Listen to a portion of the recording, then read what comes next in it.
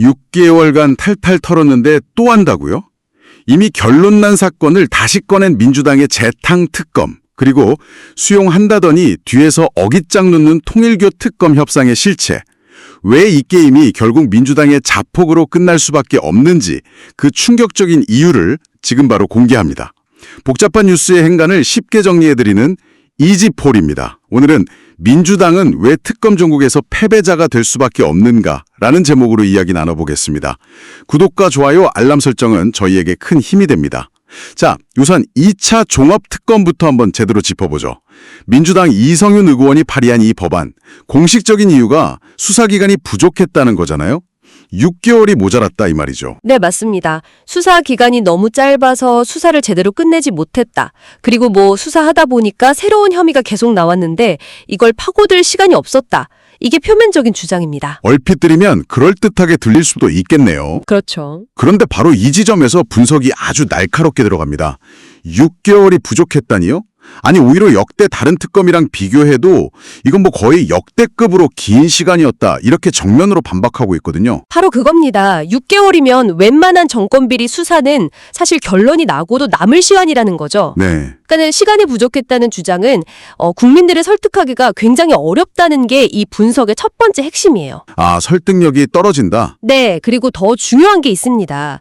이번 2차 특검 수사 대상이라고 올린 14개 항목, 이걸 들여다보면 문제가 더 명확해서요. 네, 그 항목들이요. 이 대부분이 지난 6개월 동안 특검이 이미 다 들여다보고 기소했거나 아니면 증거가 부족해서 불기소 처분 내린 사안들의 재탕이라는 겁니다. 재탕이요? 아니, 잠깐만요. 구체적으로 어떤 것들이죠?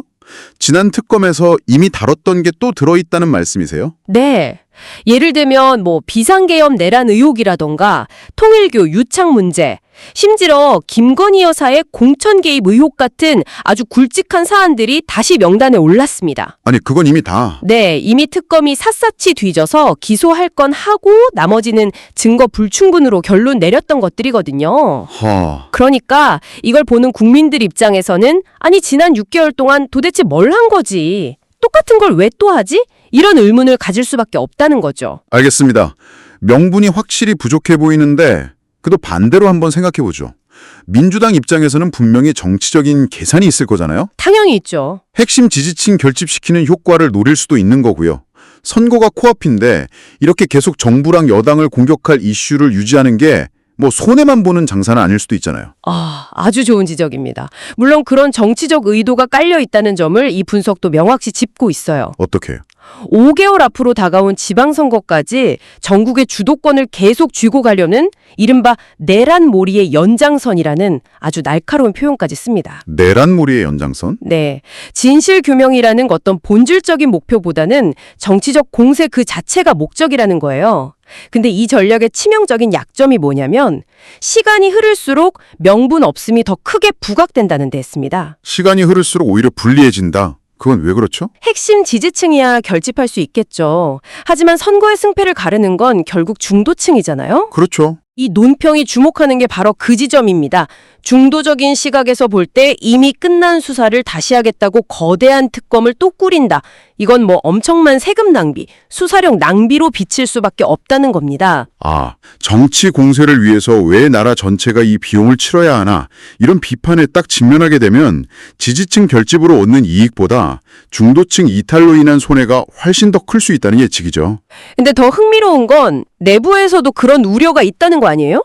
친명계로 분류되는 김영진 의원이 특검의 일상화는 부적절하다고 했다면서요? 네, 바로 그 부분이 아주 의미심장합니다. 이게 단순히 한 의원의 반대 의견을 소개하는 차원이 아니에요. 그럼 뭐죠?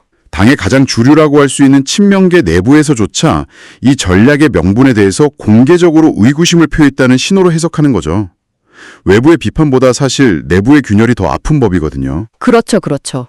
이런 목소리가 나온다는 것 자체가 이 전략이 가진 명분의 취약성을 상징적으로 보여주는 장면이라는 게 이 분석의 시각입니다. 결국 2차 특검의 문제는 명분이 부족하다. 그리고 그 부족한 명분이 시간이 갈수록 민주당의 발목을 잡을 거라는 분석이군요. 네. 그런데 두 번째 주제인 통일교 특검은 정반대의 상황에서 시작합니다. 이번에는 명분이 너무 확실해서 민주당이 어쩔 수 없이 받았는데 여기서 또 다른 문제가 터지고 있다는 거잖아요? 정확합니다. 상황이 완전히 180도 다르죠. 통일교 특검은 민주당이 처음에는 절대 불가를 외쳤던 사안입니다. 맞아요. 그런데 갑자기 입장을 바꿔서 수용하겠다고 발표했죠. 그 배경에는 도저히 거스를 수 없는 여론이 있었습니다. 한 여론조사 결과를 보면 정말 놀라운데요. 어땠는데요? 통일교 특검 찬성 여론이 62%에 달했는데 더 재미있는 건 민주당 지지층의 찬성률이 67%였어요.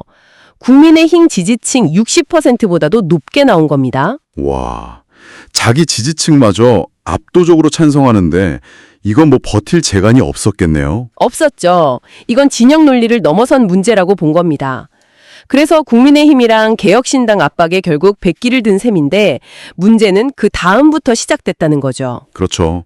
일단 받겠다고는 했는데. 바로 그 지점이 이 논평의 두 번째 핵심입니다. 민주당은 일단 조건 없이 수용한다는 자세를 취하면서 극한불을 껐어요. 네, 일단 여론은 잠재운 거죠. 그렇죠. 그런데 실제 협상 테이블에 들어가서는 전혀 다른 모습을 보이기 시작했다는 겁니다. 국민의힘과 개혁신당이 공동 발의한 법안의 핵심은 간단합니다. 정치적으로 중립적인 제3자, 즉 대법원 법원행정처가 특검 후보 2명을 추천하면 대통령이 1명을 임명하는 방식. 가장 정치색이 옅은 사법부가 추천해서 공정성을 담보하자 뭐 이런 거군요. 네, 이 분석은 이걸 국민 눈높이에 맞는 합리적인 안이라고 평가합니다. 그런데 민주당의 협상 과정에서 내건 조건들이 이 합리적인 안을 사실상 무력화시키는 것들이었다. 이 말씀이시죠? 네, 이 분석은 민주당의 요구를 어깃장이라는 표현까지 써가면서 비판합니다. 어깃장이요? 예를 들어 민주당 소속 전현직 의원들과 관련된 금품 수수 의혹은 이번 특검 수사 대상에서 빼달라고 요구했다는 점을 지적해요. 자기 당의 불리한 내용은 빼고 시작하자. 그렇죠. 선택적 수사를 하자는 거냐 이런 비판이 나올 수 있는 대목이죠. 그것만으로도 논란이 될 텐데 더 결정적인 요구가 있었다고요? 그렇습니다. 바로 특검 추천 방식에 대한 요구예요.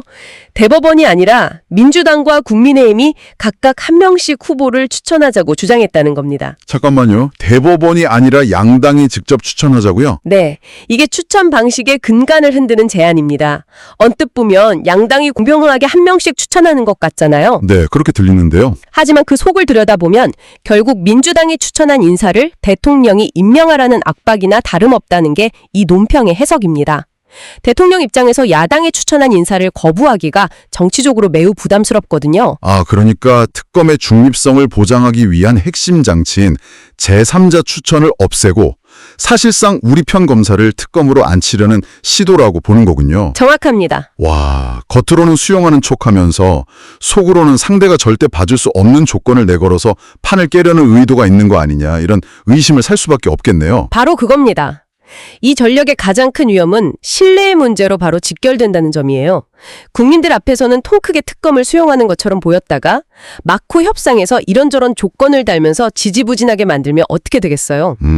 만약에 협상이 결국 깨져서 특검이 무산된다면 그 책임의 화살은 고스란히 말을 바꾼 민주당에게 향할 것이라고 이 자료는 예측합니다. 아, 국민을 상대로 한 약속을 뒤집었다, 뭐 이런 비판을? 그렇죠. 상황을 모면하기 위한 쇼였다는 비판에 직면하게 된다는 거죠. 그러니까 재탕 특검이 명분의 문제였다면 통일교 특검은 신뢰의 문제다, 이거네요.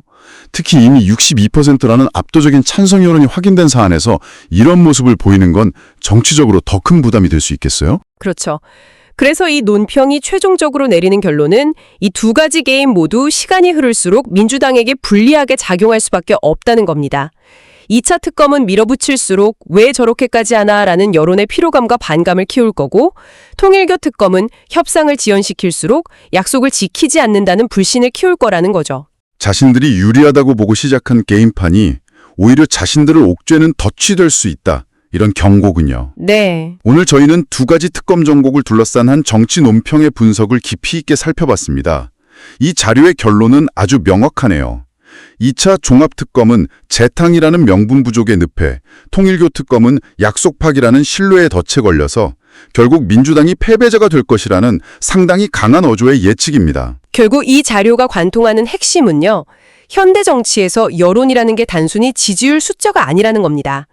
신뢰라는 자산을 측정하는 바로미터라는 점이죠. 아, 신뢰. 네. 2차 특검은 과거의 이슈를 재탕하면서 국민의 신뢰를 갉아먹고 통일교 특검은 말을 바꾸는 태도를 보이면서 신뢰를 무너뜨릴 위험이 있다는 거죠. 방향은 다르지만 이 두 가지 모두 신뢰 상실이라는 하나의 치명적인 문제로 귀결될 수 있다는 게 이 분석의 진짜 핵심이라고 할 수 있습니다. 정치적 공방의 내용뿐만 아니라 그 과정과 태도 자체가 여론에 얼마나 큰 영향을 미치는지를 잘 보여주는 분석이었습니다. 여기서 당신이 한번 생각해 볼 만한 질문을 던져봅니다. 현대 정치에서 대중의 마음을 얻는데 더 중요한 것은 무엇을 위해 싸우는가라는 명분일까요? 아니면 어떻게 싸우는가라는 과정과 태도일까요? 이 질문에 대한 당신의 생각이 궁금해집니다. 진실을 보는 눈이 세상을 바꿉니다. 저희는 더 다양한 주제를 가지고 찾아뵙겠습니다. 감사합니다.